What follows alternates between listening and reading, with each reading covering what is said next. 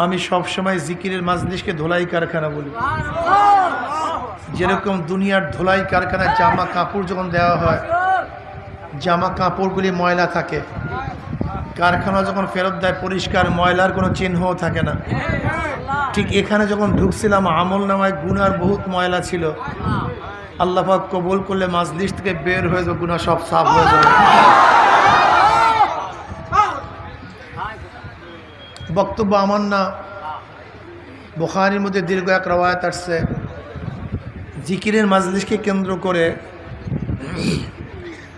আল্লাহ পাক ফেরেশতাদের সাথে বিভিন্ন প্রশ্ন এবং জবাব দেওয়ার পর আল্লাহ পাক নিজেই সিদ্ধান্ত দেন, উশহিদুকুম আন্নী কাদ গাফারতু লাহুম। ফেরেশতারা সাক্ষী থাক, গোটা মাজলিসের বান্দাদের গুনাহ খাতা সব মাফ করে দিয়েছে। অন্য রওয়ায়াতের মধ্যে আসছে কদ বুদ্দিলাস সাইয়্যাতুকুম হাসানাত। শুধু গুনাহ খাতা মাফই নয়, আল্লাহ পাক সমস্ত গুনাহকে নেকের দ্বারা পরিবর্তন করে দেবেন। এই যে একবার সুবহানাল্লাহ পড়ছেন, পড়ার সাথে সাথে আমল নামায় 1000 নেকি লেখা হয়ে গেছে, 1000 গুনাহ ঝরে গেছে। কোরআনের মধ্যে আল্লাহ পাক কি বলেন? ইন্নাল হাসানাত ইউযহিবনাস সাইয়্যাত। গুনাহ, নেকি গুনাহকে এমনভাবে মিটায়া দেয়।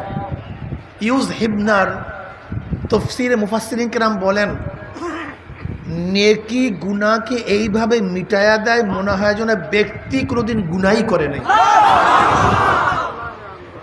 যেরকম ময়লা কাপড় ভালো মতো ধৌত করলে মনে হয় যেন কোনোদিন ময়লাই লাগে নাই। কি বলেন ভাই? এই জামাটার মধ্যে ময়লা লাগছে কি লাগে নাই? কিন্তু এখন কি দেখেন, তার মানে পরিষ্কার করার পরে মনে হয় যেন ময়লাই লাগে নাই। ঠিক নেকি গুনাহকে এইভাবে মিটায়া দেয় মনে হয় যেন ব্যক্তি কোনোদিন গুনাহই করে নাই।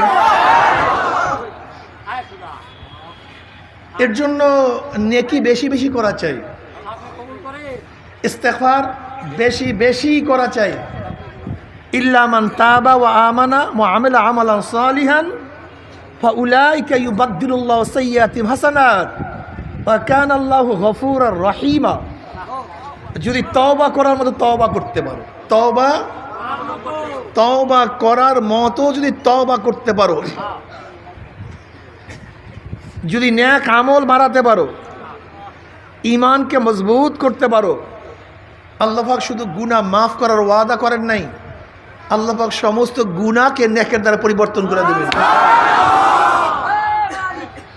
তওবা অনেক দামি, তওবা অনেক দামি। যদি তওবার মতো তওবা করতে পারো,